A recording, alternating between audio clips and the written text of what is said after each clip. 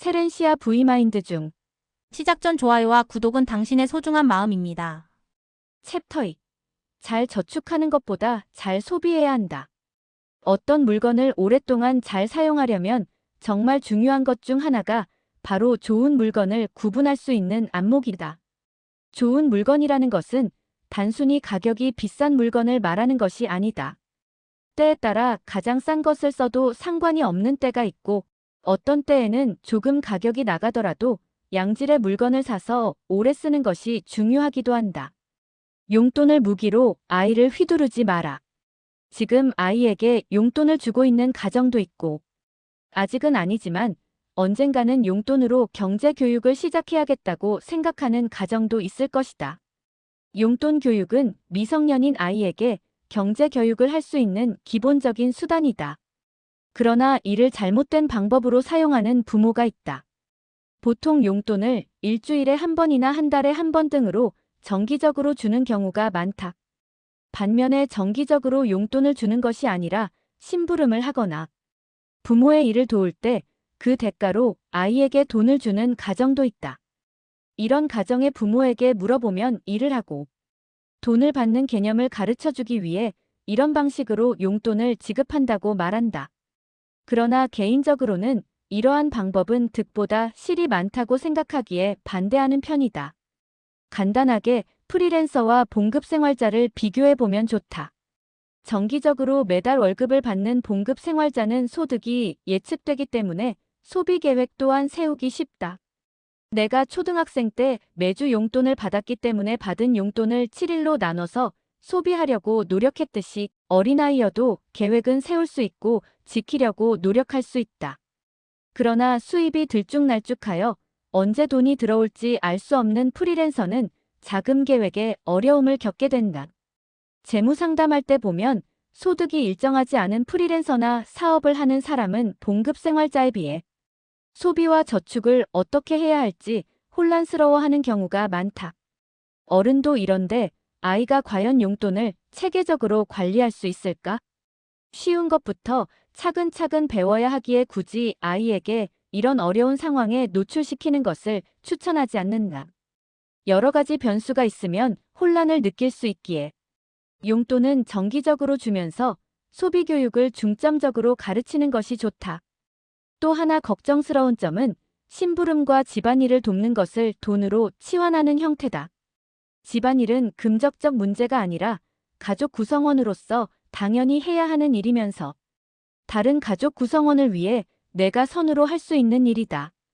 그에 대한 보답은 스스로 느끼는 보람과 가족들의 감사와 칭찬 등 무형의 것이어야 하지 물질적인 것이 되어서는 안 된다.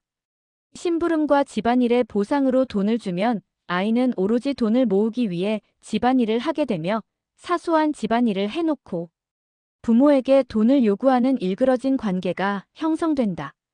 부모는 고용주가 아니며 아이는 피고용인이 아니다. 그런데도 가족 구성원으로서 당연히 해야 하는 집안일이 아니라 원래는 부모의 일인데 내가 노동력을 제공하여 용돈과 등가 교환하는 것으로 여기게 되는 것이다.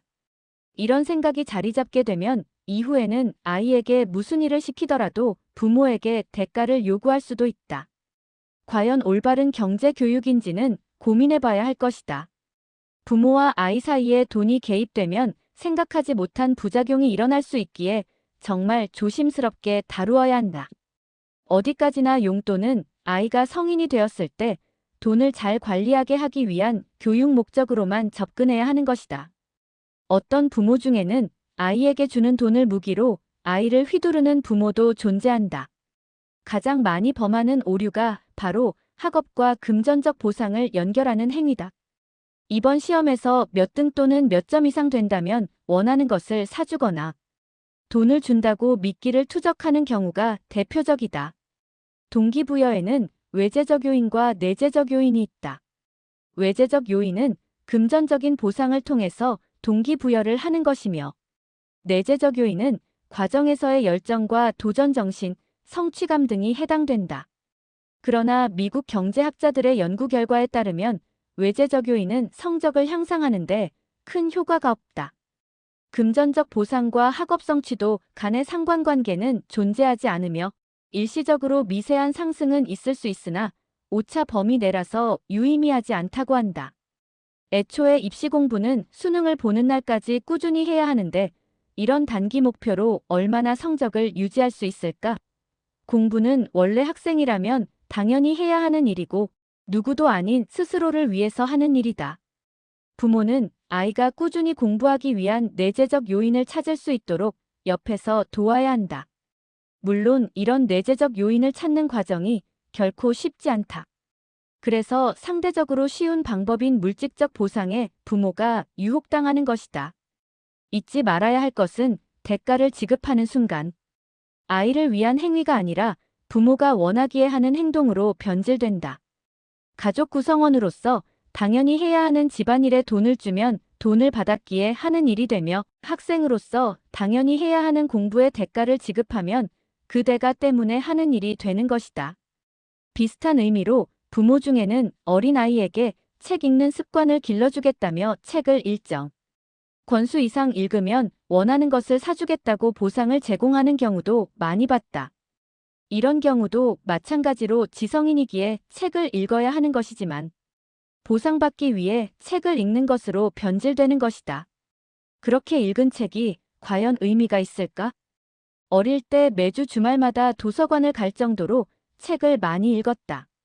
책을 그렇게 열심히 읽었던 이유는 부모님 덕분이었다. 책을 좋아하는 엄마의 영향을 받아 어릴 때부터 그런 환경에 많이 노출되었고 엄마가 학생일 때 재밌게 읽었던 문학책을 나한테 추천해주고 내가 그것을 읽기도 했다. 여러 가지 공상이나 상상을 좋아해서 책을 읽고 그 내용을 곱씹는 과정 중 많은 생각이 자랐고 나중에 투자자로서 큰 장점이 되었다. 만약에 그 당시 부모님이 책 10권을 읽으면 내가 좋아하는 물건을 사주겠다고 제안했으면 어땠을까? 어린 나는 아마 책 한 권을 곱씹으며 읽고 즐거워하기보다는 그 책 권수를 채우는데 급급해서 빨리 읽는 것에만 집중했을 것이다. 비록 읽은 책은 10권이더라도 그 책의 내용은 내 머릿속에 남지 않았을 텐데 이런 독서에 도대체 무슨 의미가 있을까? 물질적인 보상으로 아이를 휘두르는 부모는 아이에게 상을 줄 때만 하는 행동이 아니라 처벌할 때도 그것을 무기로 사용하곤 한다. 아이가 혼날 일이 있을 때 이를 질책하면서 용돈이나 물건을 압수하는 등의 행위를 말한다. 행위는 그 행위에 대한 질책과 반성으로 끝나야 한다. 부모가 아이를 혼내는 것은 그 아이의 행동을 개선하기 위함이지 아이에게 고통을 주거나 통제하기 위함이 아니다. 단순히 질책을 들었을 때는 본인의 행동에 반성하던 아이도 용돈이나 물건을 압수하게 되면 반성보다는 부모에게 반감이나 억울함 등이 생겨나기에 교육적 효과가 퇴색되므로 주의해야 한다. 돈이라는 것이 어떤 행동에 대한 상이나 벌이어서는 안 된다는 뜻이다. 우리가 아이에게 돈을 주는 것은 용돈 교육을 통해 돈이라는 물건을 현명하게 다루는 방법을 가르쳐주기 위한 교육 목적이다. 이것을 무기로 아이를 통제하고 부모의 입맛대로 다루기 위함이 아니라는 것을 명심해야 한다. 용돈 교육. 용돈 교육이 중요하다는 것은 재테크에 관심이 많은 부모라면 아마 공감할 것이다. 그러나 막상 아이에게 용돈 교육을 하고자 하니 어디서부터 어떻게 해야 할지 막막해하는 사람이 많다. 용돈 관련하여 많은 질문을 받았기에 하나씩 정리해 보고자 한다. 먼저 용돈 교육을 시작하는 나이는 초등학교에 입학하는 8살부터라고 답하겠다. 나부터가 8살부터 용돈을 받았는데 닭이 먼저인지 달걀이 먼저인지는 모르겠지만 딱 그때쯤부터 돈을 다루는 감각이 생겨나기 시작했다. 그 당시에 받는 세뱃돈은 아이 기준에서 액수가 컸기 때문에 정확히 어느 정도 가치를 가진 돈인지 감을 잡지 못했던 반면 용돈은 당장 몇 개의 과자나 아이스크림으로 치환될 수 있는 현실적인 가격이었다. 그래서 그 시기부터 용돈을 사용하면서 금전 감각을 기를 수 있었다. 우리 아이를 키우면서 느낀 것은 초등학교 1학년 때부터 산수 시간에 100자리 숫자를 다루게 되는데 이 때문에 100원 단위의 돈을 좀 더 구체적으로 다룰 수 있었다. 미취학이어도 1,000원, 10,000원, 5만 원의 존재는 알지만 그 숫자의 돈이 의미하는 구체적 개념을 느껴볼 수 있는 게 바로 초등학교 1학년이었다. 아이 입장에서도 초등학교에 들어가면 이제 더 이상 어린애가 아니라는 자부심이 생겨나기 때문에 좀 더 책임감 있게 용돈을 대할 수 있는 환경이 조성되기도 한다. 용돈 교육을 시작할 나이가 정해졌다면 이번에는 용돈을 지급하는 간격이다. 이건 부모님에게 교육받은 그대로 우리 아이에게 진행하고 있는데 초등학교 때는 일주일 간격이며 중학생부터는 한 달 간격이다. 초등학교 때까지는 긴 기간 용돈을 관리하는 게 힘들기에 일주일에 한 번 주는 것으로 연습하는 것이 좋다. 다만 학년이 올라갈수록 써야 하는 금액이 늘어나기도 하고 작은 돈에서 시작해서 금액을 늘어갈 때마다 관리가 되는지 점검하기에도 좋기에 초등학생 때는 매주 지급하는 용돈을 한 학년 올라갈 때마다 금액을 늘려보자. 이러한 방식은 교육적 측면에서도 좋지만 용돈을 받는 아이 입장에서 또 하나의 긍정적 효과가 있다. 용돈이 점점 오르는 것은 내 입장에서 상당한 기쁨이었고 학년이 바뀌면 용돈이 오른다는 것을 알기 때문에 새해가 되면 더 힘차게 한 해를 시작할 수 있었다. 마치 매년 연봉 협상을 기다리는 직장인과 비슷한 기대감을 초등학생 때 깨달았던 것이다. 초등학교 때부터 6년간 이렇게 연습하면 중학교부터는 지급하는 간격을 한 달로 늘려도 된다. 한 달에 한 번 돈을 받고 이것을 한 달 동안 신경 써서 관리한다는 게 생각보다 힘든 일이라서 이 과정에서 많은 것을 배울 수 있었다. 마지막으로 용돈 금액인데 이것은 사실 정해진 액수가 없다. 아이가 몇 살인지, 우리 가정 형편은 어떤지, 아이가 용돈으로 사야 할 게 무엇인지에 따라 천차만별이기 때문이다. 특히 용돈으로 어디까지 해결해야 되는지에 따라 소소하게 과자 정도만 사도 되는 것인지, 아니면 부모가 맞벌이라 아이가 알아서 밥이나 간식을 사 먹고 학원에 가야 하는지에 따라 각 가정마다 상황이 다르다. 그래서 어떤 상황에 용돈을 쓰게 되는지 아이의 생활을 잘 관찰하고 아이와 의논해보는 것도 좋다. 처음부터 딱 알맞은 금액을 정할 수는 없기 때문에 용돈 교육 초기에는 금액을 늘리거나 줄여가면서 우리 아이에게 맞는 용돈의 금액은 어느 정도일지 가늠해 보길 바란다. 기본적인 것들이 정해졌다면 본격적으로 용돈 교육을 진행하면서 용돈에 대한 이야기를 평소에 많이 나누되 부모의 간섭은 최소화해야 한다. 용돈 교육은 초등학교 6년과 중고등학교 6년, 도합 12년의 오랜 기간 동안 이루어진다. 그렇기에 부모의 직접적 지시보다는 아이가 다양한 소비 상황에서 몸으로 부딪혀가며 하나씩 깨우치는 경험을 해보는 게 정말 중요하다. 여기서 부모는 화자가 아닌 청자로서 자신이 말하기보다 아이의 이야기를 들어주고 필요할 때 조언을 보태는 역할에 충실해야 한다. 용돈을 제멋대로 쓰면서 시행착오를 겪어보지 않으면 돈 관리의 필요성을 피부에 와닿게 느끼지 못한다. 주변에는 부모님에게 용돈을 받았던 친구들도 많았지만 그 친구들은 돈을 다루는 방법을 익히지 못했다. 왜냐하면 부모님이 용돈에 사사건건 간섭하면서 돈을 쓸 때 눈치를 보았고 부모님이 좋아할 만한 소비와 싫어할 만한 소비를 판단 기준으로 삼았기 때문이다. 소비의 기준이 부모여서는 안 된다. 누군가에게는 꼭 필요한 소비가 다른 누군가에게는 쓸모없는 소비가 되는 것처럼 소비에 대한 가치 판단은 사실 사람마다 모두 다르다. 당연히 부모와 아이도 다를 수밖에 없다는 것을 인정해야 한다. 부모의 기준을 강요할 게 아니라 아이가 자신의 소비 기준을 하나씩 정립해 나가는 것을 지켜봐주는 게 바로 용돈을 받는 기간에 해야 할 일이다. 중고등학교 때 용돈을 쓰면서 기상천외한 물건이나 예쁜 쓰레기들을 사서 모은 적이 있다. 대표적으로 예쁜 그림이 그려진 엽서나 마음에 든 유명 캐릭터 디자인의 스티커 등 누군가가 보기엔 하등 쓸모가 없는 것들이었다. 과거에 내가 했던 소비지만 한 아이의 엄마가 된 지금 중고등학교생이었던 나는 왜 저런 것을 사서 모았을까 싶다. 그러나 그 당시 내 눈에는 소중하고 예쁘고 꼭 필요한 물건이었고, 세월이 지나 소비의 기준이 바뀌었고 생각이 달라졌을 뿐이다. 만약 과거에 저런 소비를 부모님이 못하게 했다면 어찌 되었을까? 사람은 금지당할수록 미련으로 남아서 나중에 더 큰 소비로 이어진다.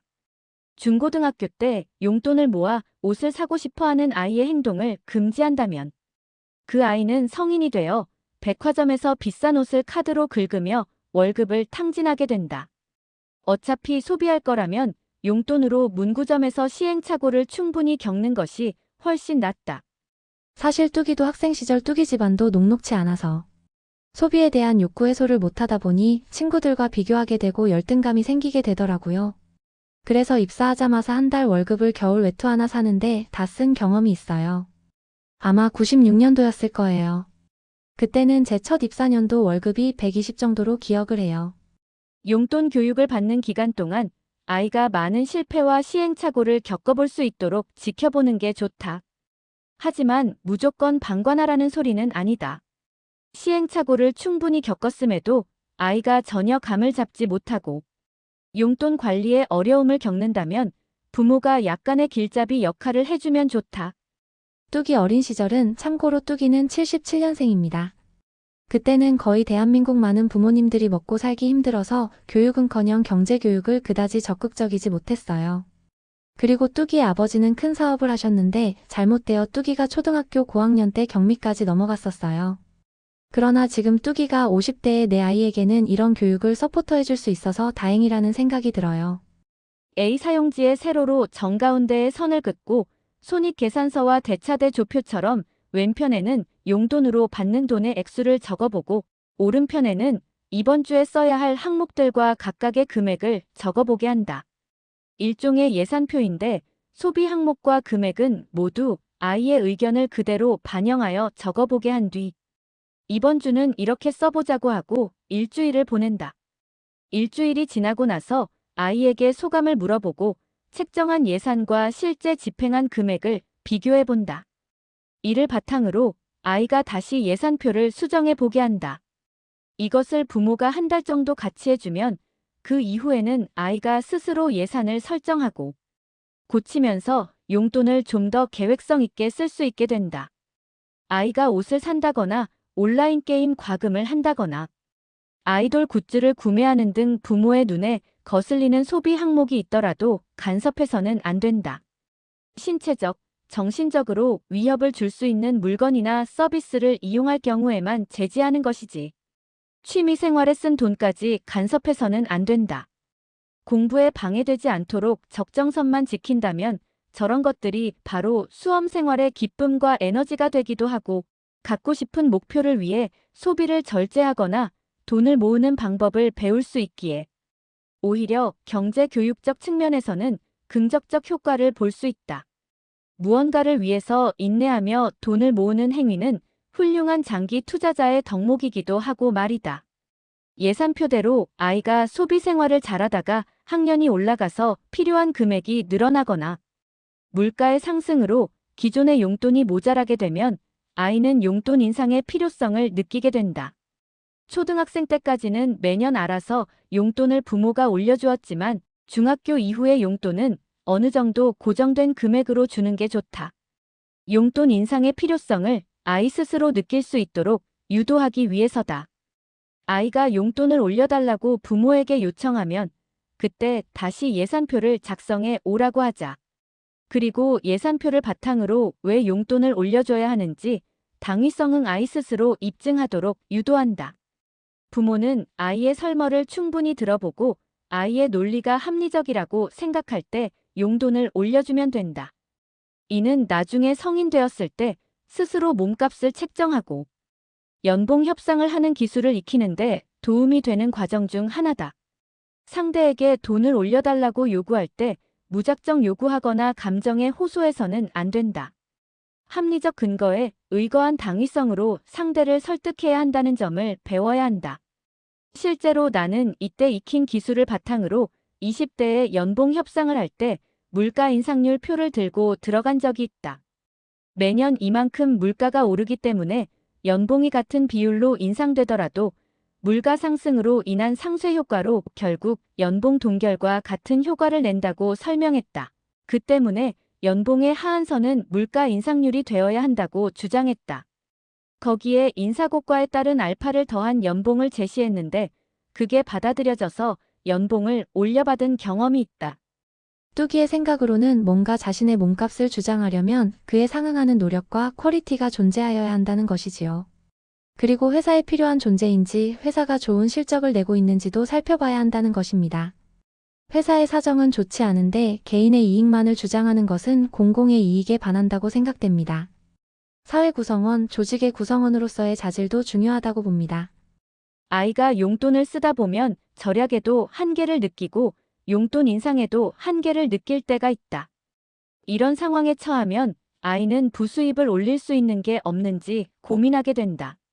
나는 집에 모인 빈 병을 팔아서 써도 되는지 엄마에게 허락을 구했고 슈퍼에 빈 병을 모아다 주고 받은 푼돈을 용돈에 보냈던 기억이 있다.